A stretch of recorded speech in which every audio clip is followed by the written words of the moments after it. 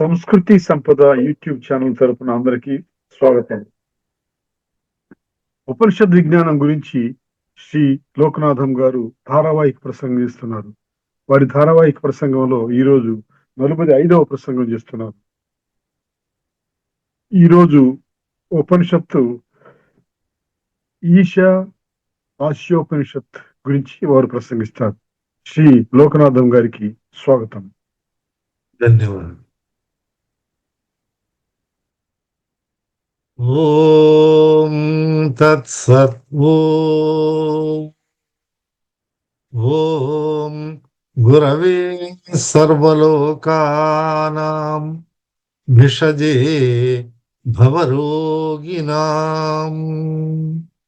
నిధయే సర్వవిద్యానాం దక్షిణామూర్తయే నమః. ఓం సర్వగురుభ్యో నమః.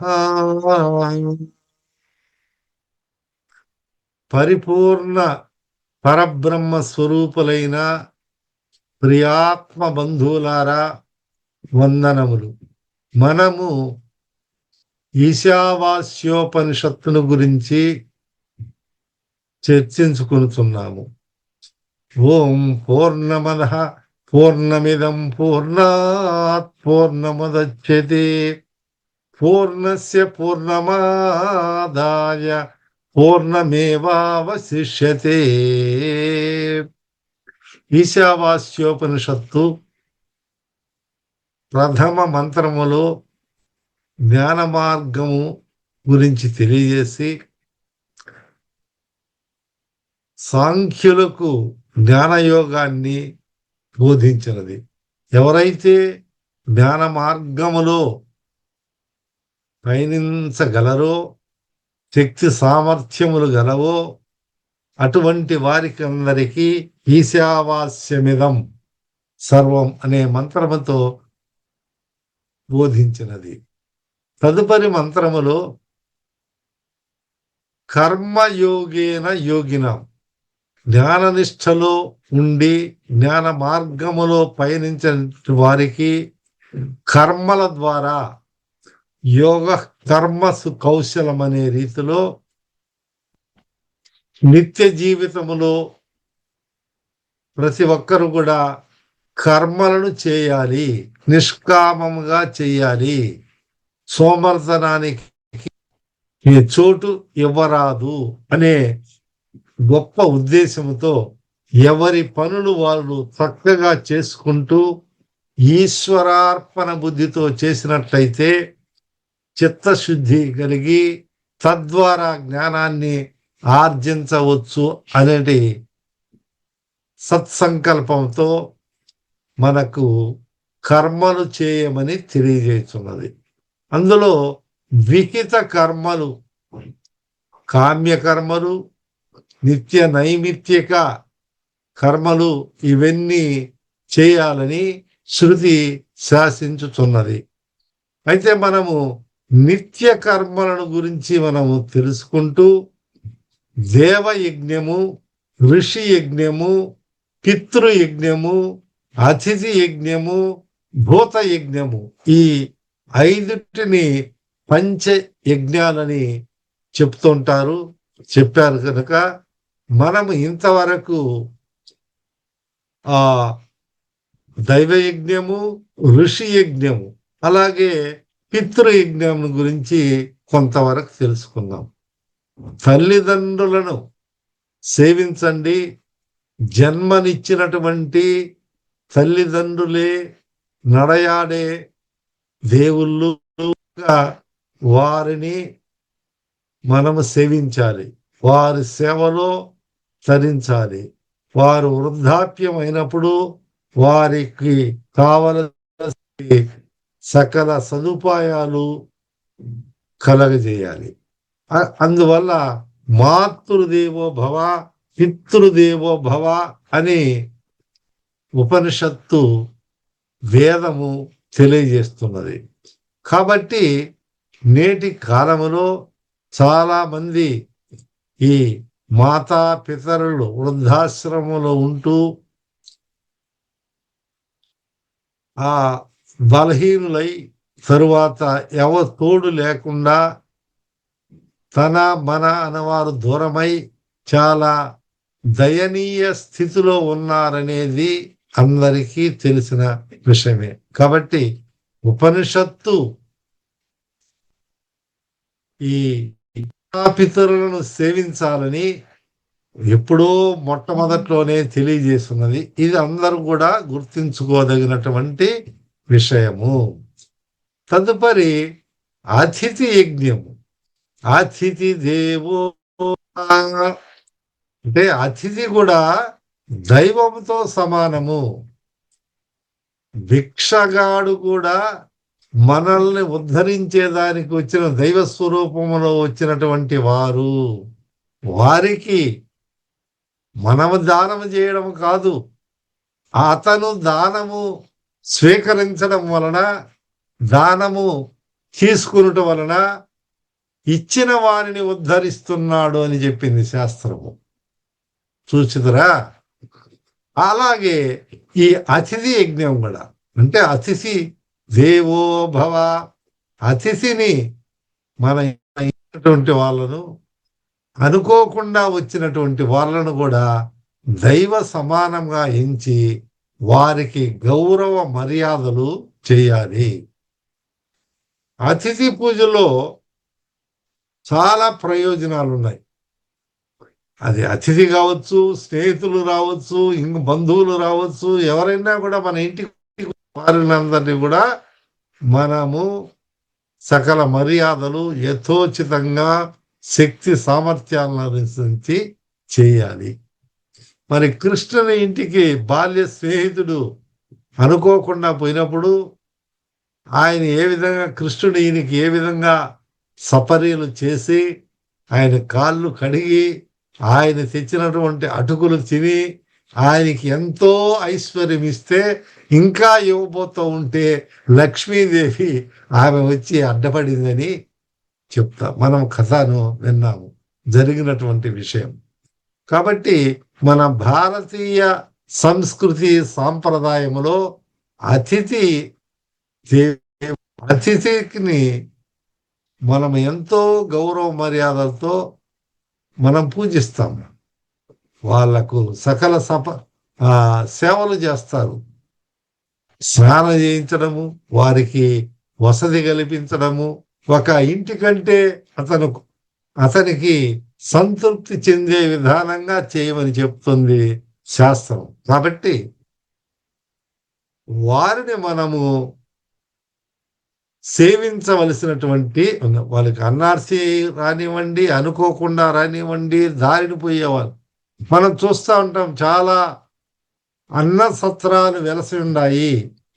డొక్కా సీతమ్మ గారు కూడా ఎప్పుడు వచ్చినా వండి పెట్టేది అని అంటారు. అలాంటి మనీషులు, మహామనులు ఎంతో మంది మన భారతదేశంలో ఉన్నారు. మన గ్రామాలలో కూడా మనం చూస్తుంటాం అన్నమాట. అలాని వారి ఇంటికి పోండి, వారు మీకు అతిథి సత్కారము, భోజనం దొరుకుతుంది. లేకపోతే వాళ్ళు వండి పెడతారు. అంతేకాదు, ఇప్పటికి కూడా కొన్ని కుటుంబాలలో అతిథికి ముందు భోజనం పెట్టి, ఎవరిలో ఒకరిని భోజనం పెట్టి, వారికి పిలుచుకొని వచ్చి భోజనం పెట్టి తదుపరి వారు భోజనం చేసే విధానం కూడా ఉంది. అంటే అతిథిని ఒక పరమాత్మ స్వరూపంగా, దైవ స్వరూపంగా చూచే సంస్కృతి మనది. ఈ భారతదేశ సంస్కృతి అటువంటిది. కాబట్టి అతిథులను పూజించాలి. ఈ అతిథి పూజ వల్ల ఏం జరుగుతున్నాయంటే, వాళ్లకు ఎనలేనటువంటి ఐశ్వర్యము, స్వర్గాది లోకాలలో ఉన్నటువంటి ఐశ్వర్యాలన్నీ కూడా కలుగుతాయి అని శాస్త్రం తెలియజేస్తుంది. కాబట్టి అతిథి యజ్ఞం కూడా చేయాలి. తదుపరి భూత యజ్ఞము. ఏది? భూతాలు, దెయ్యాలు, భూతం పట్టిందని అంటారు. అట్లా కాదు, ఇక్కడ సర్వభూతములందు వసించున్నటువంటి పరమేశ్వరుడు స్వరూపమే ఈ భూత యజ్ఞం. సర్వభూతాలలో వెలుగుచుండడి ఆ పరబ్రహ్మ ఈశ్వరుడికి సేవ చేసే విధానంలో అది దానిని భూత యజ్ఞం అంటారు. అంటే ఈ స్థావర జంగమాత్మకమైనటువంటి ప్రపంచములో సర్వభూతమును చీమ నుంచి బ్రహ్మాది పర్యంతం వరకు, పిపీలికాది బ్రహ్మాది పర్యంతం వరకు, చీమ మొదలుకొని పెద్ద జంతువుల వరకు, ఆ పశుపక్షాదులకు కూడా మనము తగినంత శక్తి మేరకు వాటికి ఆహారాన్ని ఇవ్వాలి.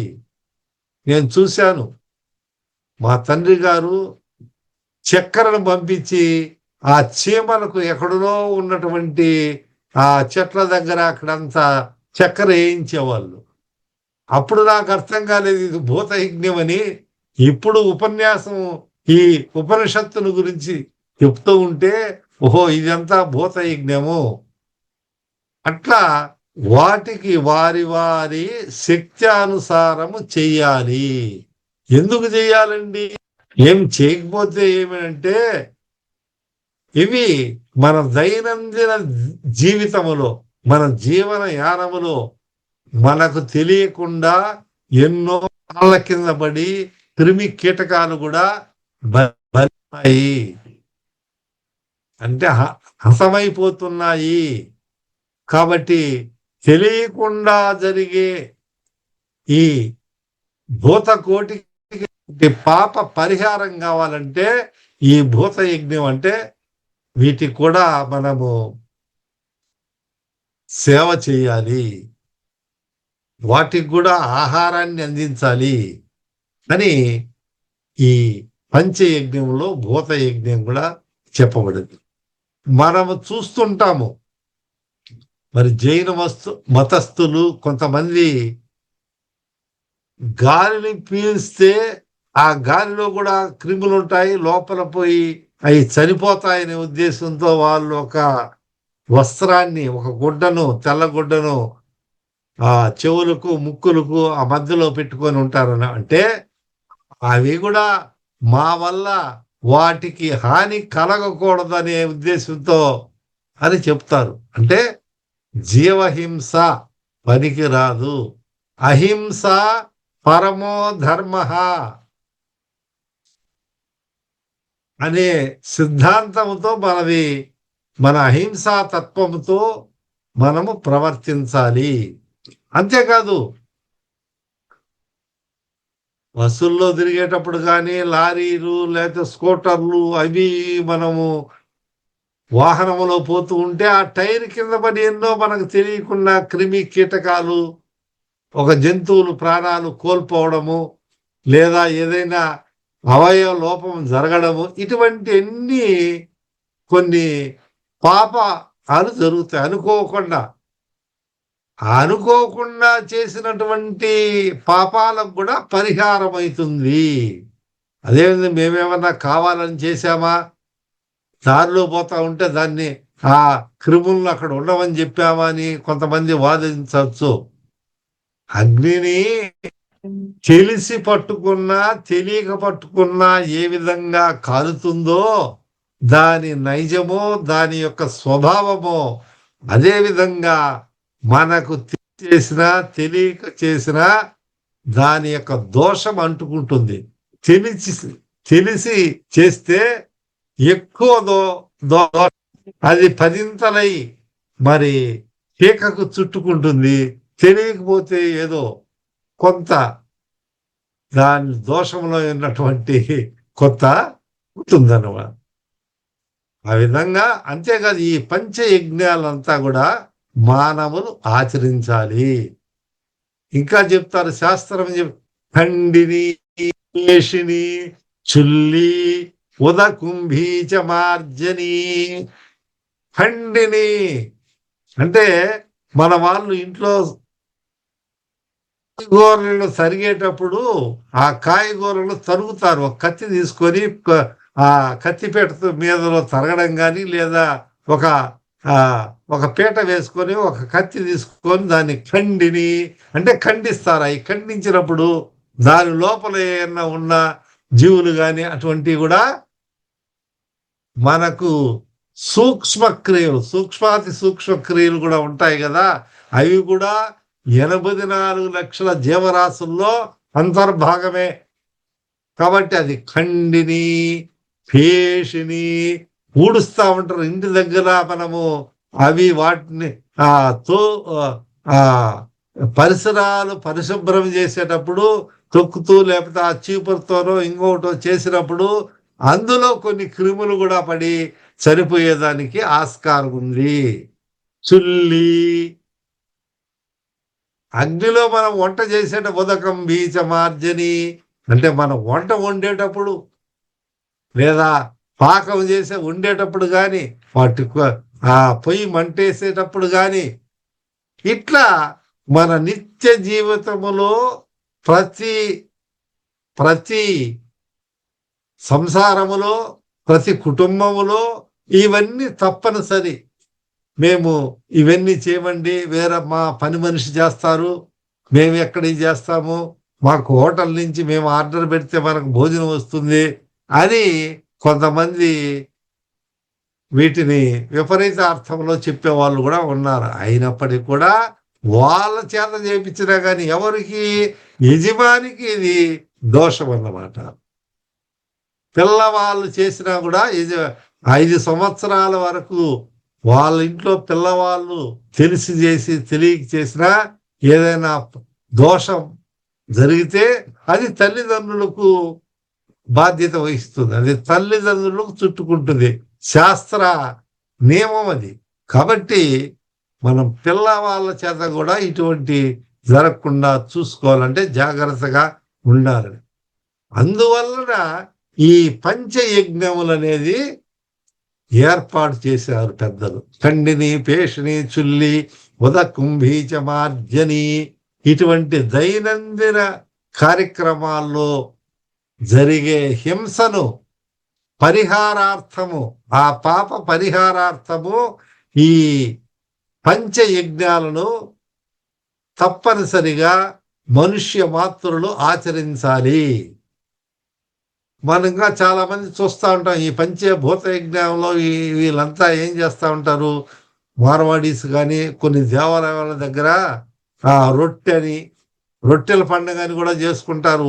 ముస్లిమ్స్ వాళ్ళు రొట్టెలు ఇవ్వడము, అట్లనే వీళ్ళు కూడా కొన్ని బ్రెడ్ ఇన్ని పంచడము, పశుపక్షాదులకంతా ఒక చపాతీనో పూరీనో ఇవ్వడము, కొన్ని పండ్లు అక్కడ పెట్టడము, భోజనం చేయకముందే కొంత భోజనం తీసుకొని పశుపక్షాదులు, పశు కాకులు లేకపోతే ఈ జంతువులు లేకపోతే ఇటువంటి వాటికంతా కూడా ఆహార పదార్థంగా ఒక చోట పెట్టడం అనేది చేస్తూ ఉంటారు. అంటే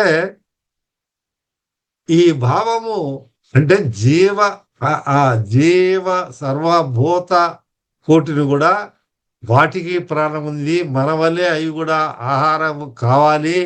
కాబట్టి అవి వేరే పరాన్న బుక్కులు అంటాం, ఒకరి మీద ఆధారపడి జీవించే ఈ జీవులకు తరువాత వీటికి కూడా మనము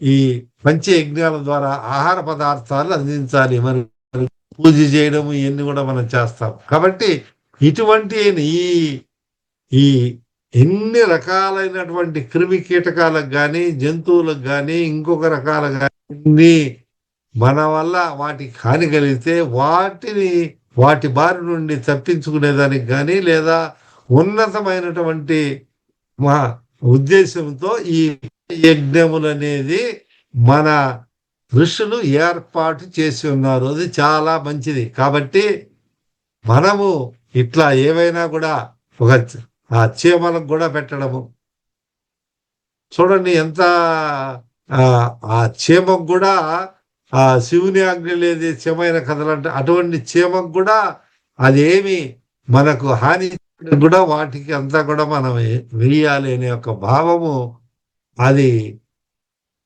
ఎంతో ఉన్నతమైనటువంటి భావం, సత్ఫలితాలు ఇస్తుంది. కాబట్టి మనం భూతదయ అనేది ప్రతి ఒక్కరు ఉండాలి. అదే భాగవతంలో కూడా పోతన గారు చెప్తారు కదా భూతదయని గురించి.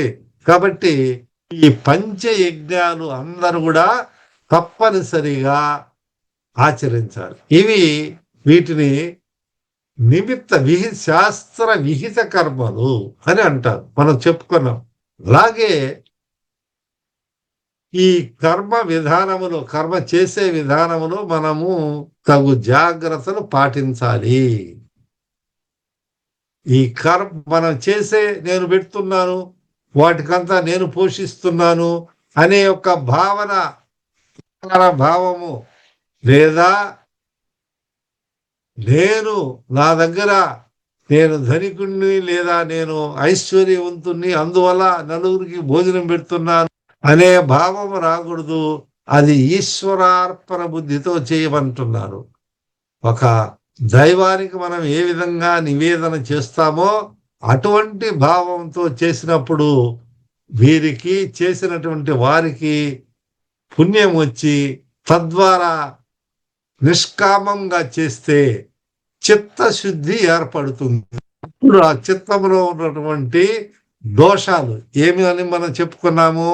మలము, విక్షేపము, ఆవరణము. మలదోషము అంటే జన్మ నుండి వచ్చినటువంటి పాప పంకిలము, పాపం ఏదైతే ఉందో ఆ వాసన ద్వారా పూర్వజన్మలో చేసినటువంటి పాపం కూడా ఈ జన్మలో మనకు ఉంటుంది. దాన్ని మలదోషం. ఆ మలదోషం అంతా మనం పోగొట్టుకోవాలా. అదేవిధంగా విక్షేప దోషం పోగొట్టుకోవాలా. కర్మ చేయాలని చెప్పారు కదా, ఆవరణ దోషం కూడా మనం పోగొట్టుకోవాలి. కాబట్టి మనలో ఉన్నటువంటి దోషములు ఈ పాప పరిహారార్థము ఈ పంచ యజ్ఞాలు చేయాలి. మనము జీవకోటికి ఎటువంటి హాని తలపెట్టకూడదు. వాటికి నేను ఆహారం వేస్తున్నానని వాటిని హింసించకూడదు అనే ఒక భావము ప్రతి ఒక్కరు గుర్తించుకోవాలి. వీటిని నిత్య కర్మలు, నిత్యము చేయవలసినది. ఇది ఒకరోజు ఎప్పుడో పెట్టి ఒకరోజు పెట్టాలనే అర్థం కాదు. మనం ఏ విధంగా అయితే నిత్యము ప్రతిదినము మనం భోజనం చేస్తున్నామో, మనం భోజనం 3 పూటలు మనం చేస్తున్నాము. కాబట్టి కనీసం ఒక పూటైనా వాటికి మనము భూతదయను అనుసరించాలి. ఆ సర్వభూతాలకు, క్రిమి కీటకాలకు కూడా మనము ఆహార పదార్థములను వాటికి ఇవ్వాలి. భావము ప్రతి ఒక్కరు తెలుసుకొని ఉండాలి. మళ్ళీ తరువాత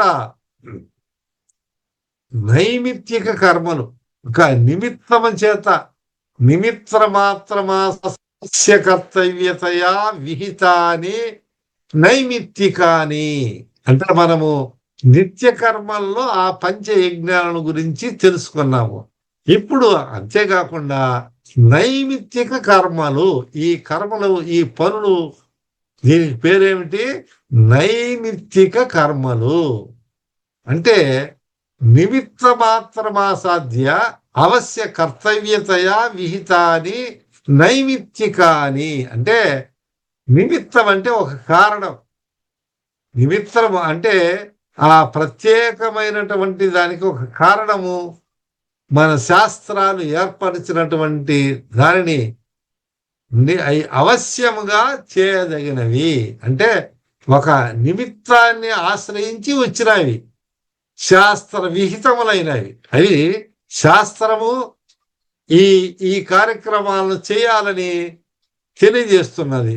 అంటే శాస్త్ర విహితములైనటువంటివి ఒక నిమిత్తాన్ని, ఒక కారణాన్ని ఆశ్రయించి వచ్చినటువంటివి. ఇవి కూడా తప్పనిసరిగా మనుష్య మాతృలందరూ కూడా ఆచరించాలి. వీటిని మనము అనుసరించి ఆచరించాలని ఇవి నైమిత్తిక కర్మలు. అవి ఏవి అనేది మనము పోవాలి. అంటే ఈ నైమిత్తిక కర్మలు మన జీవితంలో వీటి గురించి కూడా మనం తెలుసుకోవాలి. ఇప్పుడు పుత్ర జన్మాద్యని జాతేష్ట్యాదీని, మనుషులు మనము పుట్టినప్పుడు అంటే జన్మించినప్పుడు లేదా అంత్యకాలమున మరణించిన తరువాత ఈ 12 దినములు అశుచి కలుగుతుంది, ఇక్కడ ఆ దోషం ఉంటుంది అని ఆ అశుచి అటువంటి సమయంలో ఇటువంటి దైవ పూజ, హోమ, పారాయణాదులు చేయకూడదు. ఈ 12 రోజులు మాత్రమే. అక్కడ నిషిద్ధపరిచింది శాస్త్రం. అంటే ఆ అంటు అంటారే మన వాళ్ళు, అంటు వచ్చినది, అంటు పాపుకోవాలి, ఇప్పుడు మాకు అంటుంది అని అంటారంటే ఆ వంశీకుల్లో కానీ అక్కడ కుటుంబంలో కానీ ఇవన్నీ అప్పుడు ఈ దైవ కార్యక్రమాలు ఇవన్నీ చేయకూడదు. తరువాత అంతేకాదు, ఆ మరణించిన వారికి చిన్న కర్మలని పెద్ద ఇటువంటి సంవత్సరానికి ఒకసారి వారి పేరుతో శ్రాద్ధాలు, అన్నదానాలు అన్ని కూడా చేయాలి. అలా చేసినప్పుడు ఆ దోషము నుంచి పరిహారం అవుతుంది. అంటే మనిషి పుట్టినప్పుడు గాని మరి పరమపదించినప్పుడు గాని కూడా ఈ శాస్త్ర విహితములైనటువంటి కర్మలను చేయాలి. అలా చేయకపోతే దోషాలు వస్తాయి, కొన్ని దోషములు అంటుకుంటాయి. కాబట్టి ఈ తప్పనిసరిగా, అందుకని పితృయజ్ఞం అని అన్నాం చూడండి. మనం పంచకర్మల్లో కూడా, పంచయజ్ఞాలలో కూడా పితృయజ్ఞం అనేది ఒకటి. అంటే మన పూర్వీకులు అయితే ఉన్నారో మరణించినటువంటి వాళ్ళకు కూడా ఇవి చెయ్యాలి, పితృకర్మలు కూడా చెయ్యాలి అని ఈ శ్రాద్ధాదులు, అంటే వాళ్ళకు చేయాల్సినటువంటి ఇవన్నీ.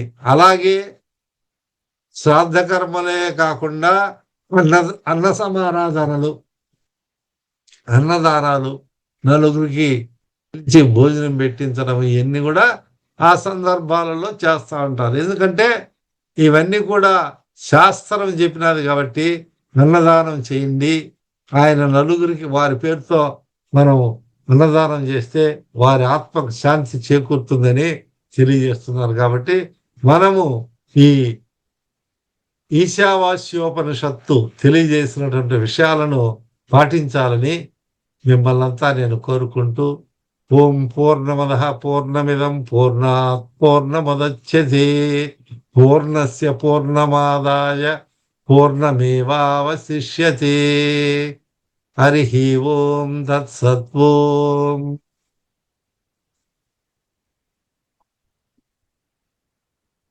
ఉపనిషద్ విజ్ఞానము గురించి ధారావాహిక ప్రసంగం చేసిన శ్రీ లోకనాథం గారికి ధన్యవాదాలు. ధన్యవాదాలు. స్వస్తి.